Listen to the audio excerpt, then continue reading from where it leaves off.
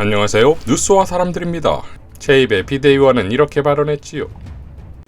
초기 국민들의 압도적인 지지를 받았지만 인사 실패, 내로남불, 불공정으로 국민들의 마음을 잃은 것을 반성하고 사과드립니다. 그 가장 큰 계기가 조국 사태였다고 생각합니다. 민주당이 공정의 가치를 잃어버린 뼈아픈 과정이자 국민들을 실망시키고 분열하게 만든 내로남불이었습니다. 이를 반성하고 사과할 기회도 있었습니다.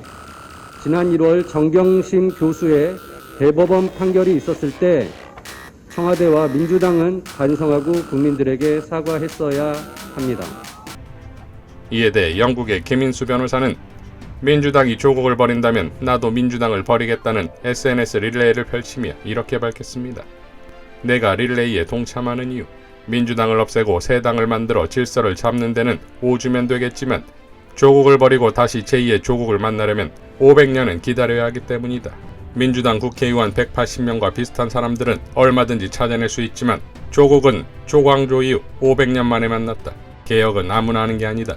개혁가는 선지자의 안목과 깊은 지적 능력이 갖춰진 사람들 가운데서 실현 용기가 있는 사람만 될 수 있다. 우리 역사에서는 500년에 한 사람이 나더라. 그러니 범인들아, 건방지게 나서서 조국을 폄하하지 마라. 니들은 죽었다 깨어나도 백골이 진토되어도 조국 못 따라간다. 조국의 발가락 떼만도 못한 자식들이 어디 감히? 라고 일갈했습니다. 황교익 작가는 이렇게 밝혔지요. 검찰개혁을 위한 조국 법무부 장관 지명 날짜가 2019년 8월 9일이었다. 2019년 10월 14일 조국 장관은 사퇴했다. 21대 국회의원 선거가 2020년 4월 15일이었다.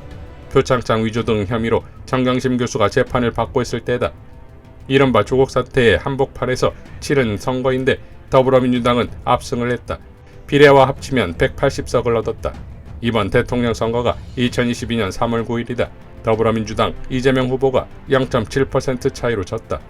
조국에 대한 이슈가 아예 등장하지 않은 것은 아니나 대선에 영향을 준 주요 이슈라고는 볼 수 없다. 대장동과 김건희가 모든 것을 삼킨 대선이었다. 더불어민주당 일부 세력이 대선 패배의 원인을 찾는다며 조국을 들먹이고 있다. 그들의 논리로 보면 조국이 더 큰 이슈로 선거판을 떠돌았던 2010년 4.15 총선에서 더불어민주당이 압승을 한 것도 조국 탓이어야 한다. 선거에 지면 희생양을 찾는다. 비겁한 자는 자기가 희생당할까봐 예전에 이미 희생을 당하여 반항할 힘도 없는 자를 찾아서 짓밟는다. 더불어민주당 의원 여러분들께 쓴소리 좀 하겠다. 대선 패배 이후 내 귀에 제일 많이 들리는 소리가 이것이다. 이재명은 이겼는데 더불어민주당이 졌어. 2020년 4.15 총선에서 국민이 더불어민주당에 압도적 지지를 보낸 것은 검찰을 개혁해달라는 요구였다. 더불어민주당 국회의원 여러분은 그 일을 했는가? 이번 대선 패배가 개혁에 미적거리며 자리 보존만 하려는 더불어민주당 국회의원 여러분에 대한 국민의 심판이지는 않았는지 반성해보기 바란다. 이어 대선 패배에 대해 내로남불하지 않겠다며 조국을 탓하는 더불어민주당 국회의원 여러분, 그게 바로 내로남불입니다. 국민이 개혁하라고 180석이나 안겼더니 아무 일 않고 눈치만 보는 더불어민주당 국회의원 탓에 이번 대선에 졌다고 생각을 해야 내로남불하지 않는 겁니다. 라고 일갈했습니다. 자, 지금의 민주당의 정체성은 무능 그 자체지요. 개혁하라는 국민적 열망에 180석을 만들어 주었더니 아무것도 하지 않은 이낙연의 거대 민주당이 아니었습니까? 검찰개혁에 모든 것이 희생된 조국 장관이나 추미애 장관을 지키기는커녕 오히려 방해나 했고, 민주당 경선에서는 대장동을 들고 나와 이재명에 더 씌웠고, 멀쩡한 종로 지역구를 던져 최재형에게 고스란히 바친 꼴이 되었습니다. 그리고 이낙연을 지지했던 세력들은 윤석열에게 붙었고, 그의 총리비서실장을 하고 이낙연 캠프의 공보단장이었다는 자는 윤석열 지지를 선언하고 지금은 김어준까지 공격을 하고 있다 이겁니다. 결국 민주당의 무능이 문재인 정부의 두 배신자인 윤석열과 최재형의 승리를 이끌었고, 그 무능에는 이낙연이 있다 이겁니다.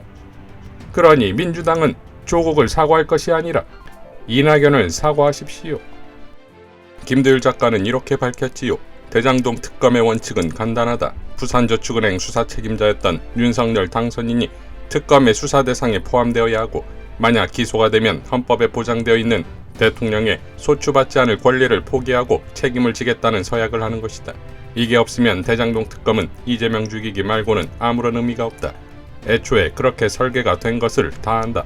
이재명이 죄가 없으면 당당하게 특검을 받고 털면 되지 않냐는 주장은 김경수 지사를 통해 얼마나 나이브한 말인지 확인이 되었다. 문재인 정부에서도 어이없는 특검을 통해 없는 죄를 만드는 것이 법조 카르텔이다. 특검 추진은 변협이하고 그들은 그냥 법조 카르텔이다. 죄가 없으면 당당하게 특검을 받으라는 말은 윤석열에게 먼저 적용하자. 그렇다고 특검을 논의하지 말라는 뜻은 아니다. 이재명 후보자 시절 먼저 제안한 것이고 특검을 하지 않으면 올 7월 검찰 인사에서 한동훈이 서울중앙지검장으로 복귀해서 조국 일가를 털듯이 이재명만 털 것이다.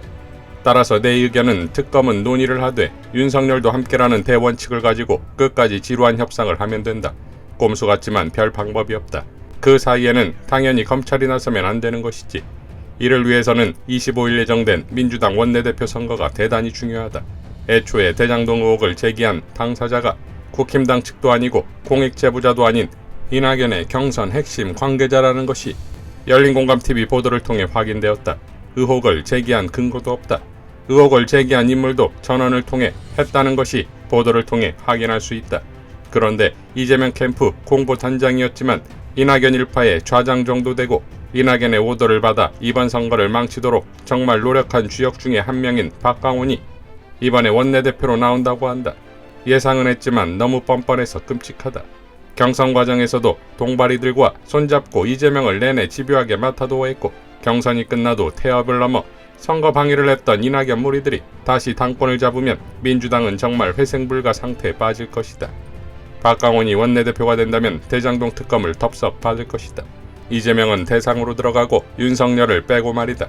이재명이 잘못이 없다면 안 받을 이유가 없다는 이유를 들고 올 것이다. 지금 윤호중 비대위 체제도 나는 배우를 이낙연과 그 일파를 의심한다. 윤호중, 배재정, 이소영, 조응천, 최이배는 민주당을 수습하기보다 당내 기득권의 헤게모니를 위한 구성이고 그 뒤에 이낙연이 있다는 것은 이제 정치에 관심 있는 사람이면 누구나 예측이 가능하다. 대놓고 이낙연의 입 노릇을 했던 배재정을 꽂아 넣은 것만 봐도 알 수 있다. 여기에 외부 인사로 들어온 권지웅이라는 젊은 친구도 찾아보니 줄리는 사생활이라 언급하면 안 된다. 2030은 줄리 논쟁을 피곤해야 한다는 황당한 주장을 했던 인물이다. 딱 봐도 민주당 수박계가 꽂아 넣었다는 의심이 강하게 든다. 그래서 역시 신뢰할 수 없다. 원내대표 선거를 교황을 선출하는 방식인 콘클라베 방식으로 하겠다는 것은 꼼수라는 의심이 강하게 든다. 후보자가 누군지 사전에 알 수 없고 투표권이 있는 의원들이 한방에 모여서 과반이 나올 때까지 계속 반복 투표, 그것도 비밀 투표가 아니라 그냥 공개 투표를 한다는 것이 말이 되나? 우리 쪽에 붙지 않으면 다음번 공천은 없을 것이라는 압력을 이낙연 계파가 하기 딱 좋은 모양 아닌가? 지금 민주당의 분위기는 대선 패배 후 도약을 위한 정비가 아니라 새로운 권력 투쟁의 양상이다. 1600만 명 유권자들의 지지를 받은 이재명이 민주당의 당권파들에게는 유일한 문제거리다. 때문에 윤석열과 검찰을 통해 차도살인을 계획하고 실행하려는 의지가 엿보인다. 어쩌면 애초에 그들은 같은 편이었는지도 모르겠다는 것이 대장동의 최초 유포자 박종명을 취재하면서 더욱 강하게 든 생각이다. 도대체 니들의 정체는 뭐냐? 이상 내용을 정리하면 다음과 같다. 첫째, 윤호중 비대위 체제는 신뢰하지 못하겠다. 중요한 약속을 한 번도 아니고 3번이나 어긴 정치인을 어떻게 신뢰할 수 있을까? 비대위 다시 꾸려라. 공개적으로 투명하게 말이다. 윤호중은 대선 패배에 책임을 지고 물러나야 할 인간이지 민주당을 수습할 적임자가 아니다. 둘째, 민주당 원내대표 정말 잘 뽑아야 한다.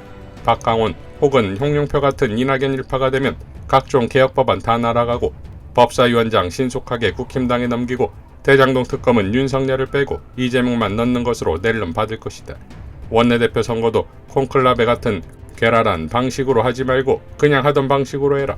의원들이 왜 추기경 흉내를 내는 것이냐. 셋째, 윤석열 취임하기 전에 검찰개혁 법안은 반드시 처리해라. 그리고 언론중재법도 처리해라. 그게 국민과의 약속이다. 여기에 윤석열이 취임하면 민주당이 다수당이라도 대통령이 거부권 행사하면 법안 통과 못한다. 윤석열은 문재인이 아니다. 그냥 뭐든지 할 인간이다. 민주당 부디 다시 바보정당으로 돌아가지 말고 똑바로 하기 바란다. 적어도 이제 민주당에서 기득권만 탐하려는 욕심만 가득한 정치인들 이제 다 피하식별이 된다. 그 중심에 이낙연이 있다. 끝으로 이낙연 씨 간보지 말고 어여 미국 가세요 라고 밝혔습니다.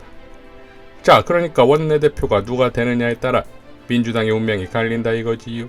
특히 후반기 법사위원장을 국힘당에 넘겨주기로 한 합의를 윤호중이 했고 현재 법사위원장인 박강원이 원내대표가 되면 당연 법사위원장을 고수하는 명분이 사라질 것이고 결국 후반기 법사위원장이 국힘당에 넘어간다는 것은 민주당이 갖고 있는 유일한 무기인 입법권을 넘겨주는 것이니 172석은 아무 의미가 없다 이겁니다. 거기에 검찰권이 고스란히 유지된다면 그야말로 초토화가 이루어질 것이고 여기에 당연 이재명 상임고문이 1순위가 되겠지요.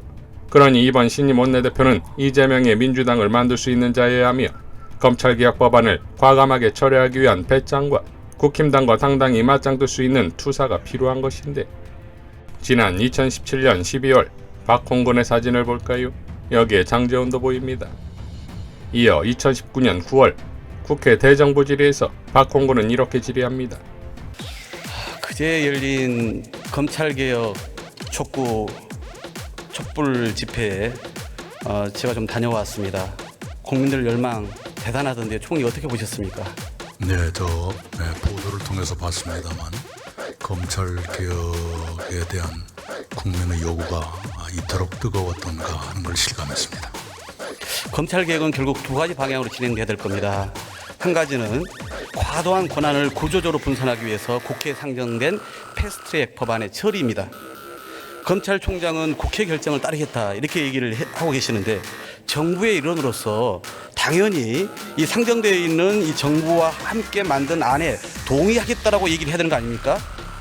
예, 검찰총장께서 인사청문회 때 검찰개혁안을 폄훼하거나 저항하지 않겠다 이런 말씀을 하신 것으로 기억합니다만 그동안 검찰 스스로 개혁하겠다는 얘기를 너무 많이 해왔기 때문에 이제는 제도적으로 못을 받기 위해서는 본인 스스로 지금 국회에 올라와 있는 그런 법안에 동의하겠다라고 먼저 공개 언급하는 게 저는 급선무라고 생각을 합니다. 그리고 둘째는 정부 차원의 자체적인 검찰 개혁입니다. 이와 관련해서 오늘 대통령께서 주문을 하셨는데 정부의 모든 역량을 집중해서 반드시 좀 추진해 주시기 바랍니다.